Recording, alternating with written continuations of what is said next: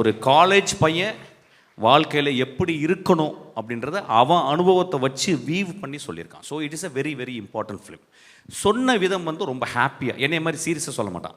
எனக்கு வந்து இப்போ நான் வந்து ஒரு லஞ்சு சாப்பிட்டேன்னா அட்லீஸ்ட் ஒரு தலையாவது அந்த லஞ்ச் பாக்ஸில் மேலே இருக்கணும், இல்லைன்னா லஞ்ச் சாப்பிட்ட மாதிரி இருக்காது.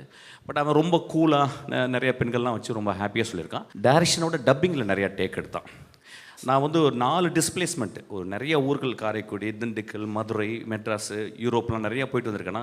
ஆனால் அவன் ஒவ்வொரு வார்த்தையும் சொல்லிக் கொடுப்பான். சார் இங்கே வாங்க அப்படின்றத இங்கே வாங்கன்னு சொல்லுங்கள். நான் சொல்லுவேன் இங்கே வாங்க, இல்லை சார் அப்படி சொல்லக்கூடாது, இங்கே வாங்க அப்படி சொல்லுங்கள் சார். எனக்கு ஒன்றும் டிஃப்ரென்ஸே புரியாது. கடைசியில் அவன் சொல்ல நான் திருப்பி பீட் பண்ணி அவன் சொன்ன மாதிரி இங்கே வாங்க அப்படிம்பேன். ஆக்சுவலாக அந்தளவு மெட்டிகுலஸ்ஸு. இது ஏன் சொல்ல வரேன்னா, தீஸ் ஆர் ஆல் ஸ்ட்ரெங்க்ஸு. இதை ஏன் நான் ஹைலைட் பண்ணி பேசினா, தீஸ் ஆர் ஆல் ஸ்ட்ரென்த்து. நீ கடைசி வரைக்கும் அப்படி தான் இருக்கணும். You are going to scale heights again. But என்னென்னா, நான் என்ன சொல்லுவேன்னா, அடுத்து உடனே இன்னொரு ஜாக்பாட் அடிச்சிட்டேன், சிம்புக்கு படம் பண்ணிட்டேன்.